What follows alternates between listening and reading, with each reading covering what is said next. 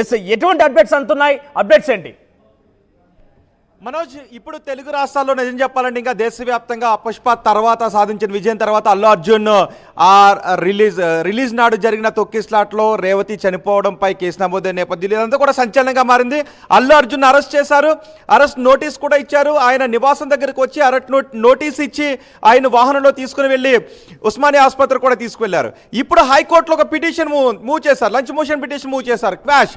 అయితే ఈ సమయంలో క్వాష్కి హైకోర్టు ఆర్డర్స్ ఇవ్వకపోవచ్చు అని తెలుస్తుంది. అంటే ఏ సందర్భాలు ఇవ్వకపోవచ్చు అనేది.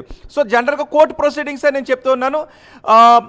అరెస్ట్ జరిగిపోయింది కాబట్టి ఈ సమయంలో ఇక నాట్ అరెస్ట్ అనే ఆర్డర్స్ ఇవ్వకపోవచ్చు. బెయిల్ పిటిషన్ మూవ్ చేసుకోండి అని కోర్టు ఆదేశాలు జారీ చేసే అవకాశం ఉంటుంది. ఒకవేళ అల్లు అర్జున్ని విచారించడానికి పోలీసులు తీసుకువెళ్ళుంటే అరెస్ట్ చూపించకపోయి ఉన్నట్లయితే హైకోర్టులో అరెస్ట్ చేయకుండా ఆదేశాలు జారీ చేయండి అని అంటే అప్పుడు అక్కడ ఉన్న వాదనలు బట్టి అరెస్ట్ చేయకుండా ఆదేశాలు ఇవ్వచ్చు. వన్స్ అరెస్ట్ జరిగిపోయింది కాబట్టి ఇక అల్లు అర్జున్ ముందున్న option quash or bail petition move చేసుకోవడమే. జనరల్గా కోర్టుల్లో చాలా ఎక్కువ కేసుల్లో క్వాష్ చేయడం లేదు. ఏమన్నారంటే అరెస్ట్ చేయొద్దు, పలానా తేదీ వరకు అరెస్ట్ చేయొద్దు, లేదంటే ఫర్దర్ ఇన్వెస్టిగేషన్ చేయండి అని అంటున్నారు తప్ప క్వాష్ చాలా వరకు కూడా చేయట్లేదు. సో ఇక్కడ హైకోర్టు ఏ నిర్ణయం తీసుకుంటుంది అనేది అక్కడ జరిగే వాదోపవాదాల మీద ఆధారపడి ఉంటుంది. మరోవైపు చెంచల్ కూడా జైలు దగ్గర కూడా ఏర్పాట్లు చేస్తూ ఉన్నారు. ఎందుకంటే అల్లు అర్జున్ అరెస్ట్ చేశారని తెలిసిన వెంటనే ఒక్కసారిగా అభిమానులందరూ కూడా తరలి వస్తున్నారు. చిక్కడపల్లి పోలీస్ స్టేషన్కి తరలి వస్తున్నారు. అలాగే చెంచల్ కూడా జైలు దగ్గర కూడా తరలి వచ్చే అవకాశం ఉంటుంది. ఒక సెలబ్రిటీ కాబట్టి ఎటువంటి అవాంఛనీయ సంఘటనలు జరగకుండా అక్కడ ఏర్పాట్లు చేస్తున్నారు. సో ఇప్పుడు హైకోర్టులో 2:30కి ఎటువంటి వాదనలు వినిపిస్తారంటానికి అవకాశం ఉంది అంటే నేను చెప్తున్నాను అక్కడ వాదనలు వినిపించడానికి ఏ వాదనలు వినిపించవచ్చు. బహుశా అల్లు అర్జున్ కావాలని చేయలేదు అని చెప్పొచ్చు, కావాలని చేయలేదు, అతనికి ఎటువంటి ఇంటెన్షన్ లేదు అని. సో ఇక్కడ కూడా with knowledge or without knowledge, with intention or without intention Allu Arjun తన అభిమానులను ఉరుతులోగించడానికి అభిమానుల్లో సందడి నింపడానికి ఆయన థియేటర్ దగ్గరకు వచ్చారు. ఇక్కడ థియేటర్ ఇచ్చినటువంటి నోటీస్ గురించి కూడా నేను మీకు చెప్తాను. థియేటర్ యాజమాన్యం పోలీసులకు ఒక పర్మిషన్ లెటర్ పెట్టుకున్నారు. ఆ రోజు సినిమా రిలీజ్ అవుతుంది. సో ముందు ప్రీమియర్ షో నిర్వహిస్తున్నారు, హీరోయిన్ ఇక్కడికి వస్తున్నారు అనే ఇన్ఫర్మేషన్ పోలీసులకు ఇచ్చారు. పోలీసుల వైపు నుంచి ఎటువంటి అనుమతి కూడా ఇక్కడ ఇవ్వలేదు.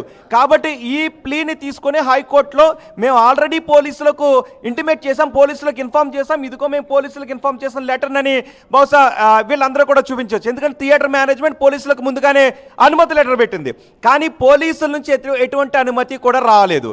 ఒకవేళ అల్లు అర్జున్ థియేటర్ దగ్గరికి ఆయన కారులో ఓపెన్ టాప్ కార్లో కనుక రాకుండా మామూలుగా ఆయన కారులో లోపలికి వచ్చి ఉంటే ఒక వాదన వినిపించవచ్చు. అల్లు అర్జున్ కూడా సినిమా చూడటానికి వచ్చారు ఒక వ్యక్తిగా అని చెప్పొచ్చు, మేము ఎటువంటి ర్యాలీ చేయలేదని.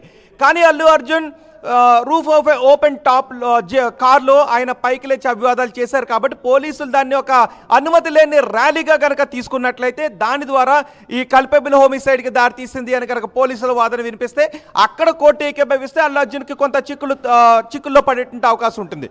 సో ఇప్పుడు 2:30కి ఎటువంటి వాదన వినిపిస్తారు? ఖచ్చితంగా ఒకటైతే చూపిస్తారు, పోలీసులు నెగ్లిజెన్స్ అని చెప్పడానికి ట్రై చేస్తారు. ఎందుకంటే పోలీసులకు ఒక లెటర్ ఇచ్చారు, అక్కడ భద్రతను కల్పించండి, అదనపు భద్రతను కల్పించండి, అల్లు అర్జున్ హీరోయిన్ ఇద్దరు కూడా వస్తున్నారు అని.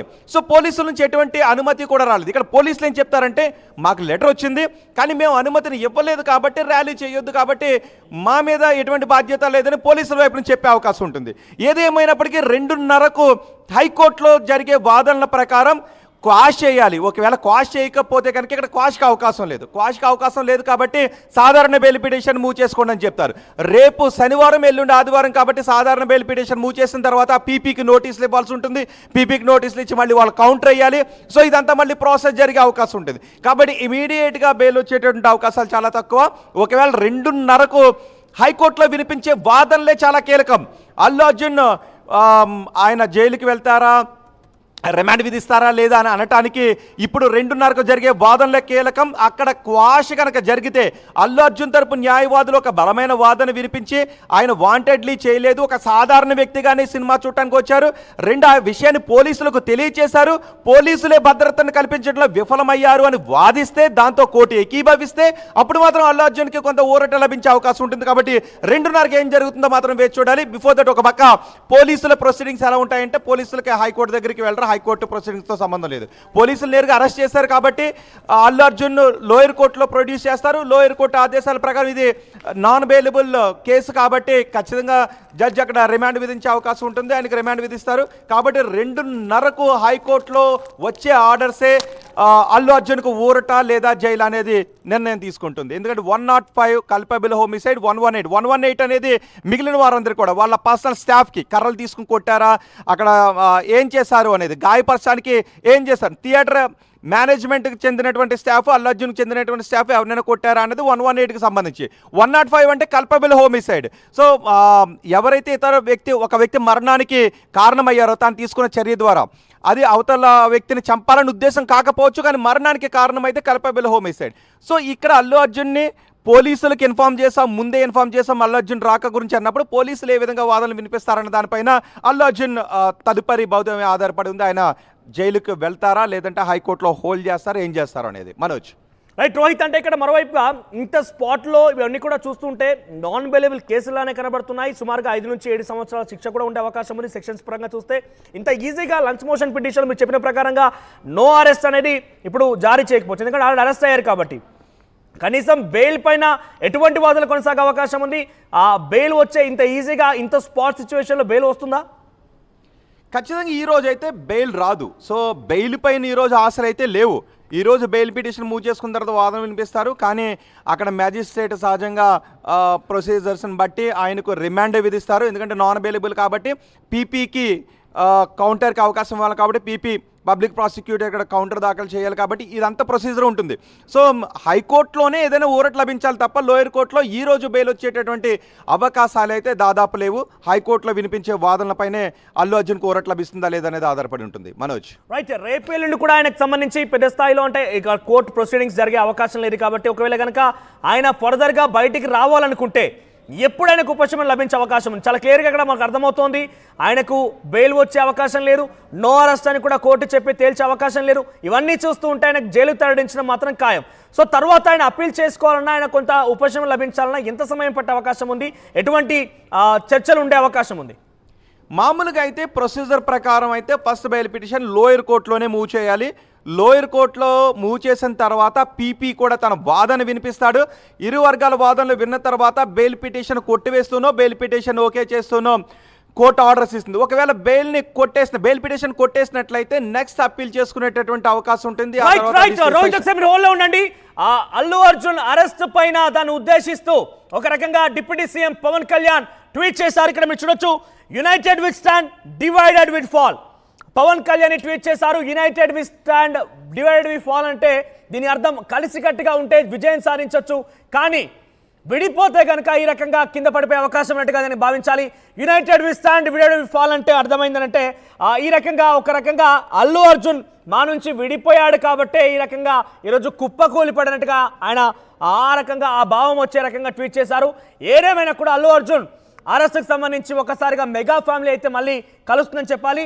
ఒకసారిగా అటు విశ్వంబర షూటింగ్ నిలిపివేసుకొని చిరంజీవి బయలుదేరడం, ఈ రకంగా మళ్ళీ పవన్ కళ్యాణ్ ట్వీట్ చేయడం, ఇవన్నీ చూస్తుంటే వారి మధ్య మళ్ళోసారి అంటే సమస్య వచ్చినప్పుడే మన వాళ్ళు ఎవరు పక్క వాళ్ళు ఎవరైనా తెలుస్తుందనే ఒక సామెత ఏ రకంగా అయితే ఉంటుందో, ఈరోజు అల్లు అర్జున్ టఫ్ సిచ్యువేషన్లో ఉన్నాడు కాబట్టి మన వాళ్ళు అనుకున్నారు కాబట్టి మెగా ఫ్యాన్స్ కానీ మెగా స్టార్ కానీ మరోసారి అల్లు అర్జున్ కోసం వస్తున్నారు. ఎస్ రోహిత్, మీరు చెప్పండి, ఆ సిచ్యువేషన్ ఎలా ఉండే అవకాశం ఉంది? ఇంకా ఎంతటి తీవ్రతంగా దాల్చే అవకాశం? రిమాండ్ కనుక కోరితే అక్కడ డెఫినెట్గా 14 రోజు రిమాండ్ తరలించే అవకాశం ఉంది. ఇన్ బిట్వీన్ బెయిల్ వచ్చే అవకాశం ఉందా? అంత ఈజీగా బెయిల్ వస్తుందా?